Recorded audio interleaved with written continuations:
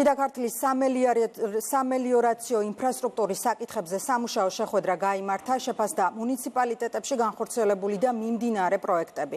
შეხვედრა შიდა ქართლის სამხარეო ადმინისტრაციაში გაიმართა, რომელსაც საქართველოს მელიორაციის კომერციული და ტექნიკური დირექტორები და შიდა ქართლის რეგიონში შემავალი 4-ვე მუნიციპალიტეტის მერები დაესწრნენ.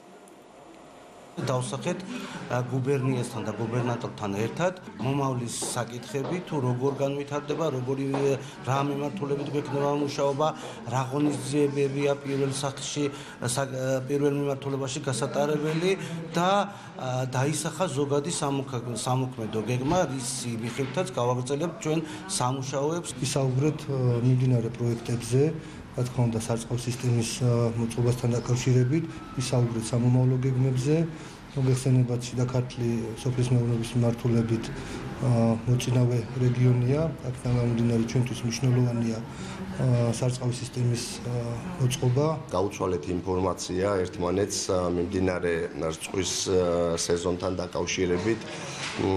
ჩვენ გარკვეული შეფერხებები სადაც გვაქვს მივაწოდეთ აგრეთვე ამ მელიორაციის ხელმძღვანელობას და მივიღეთ დაპირება, რომ უახლოეს დღეებში აღნიშნული პრობლემები იქნება მოგვარებული.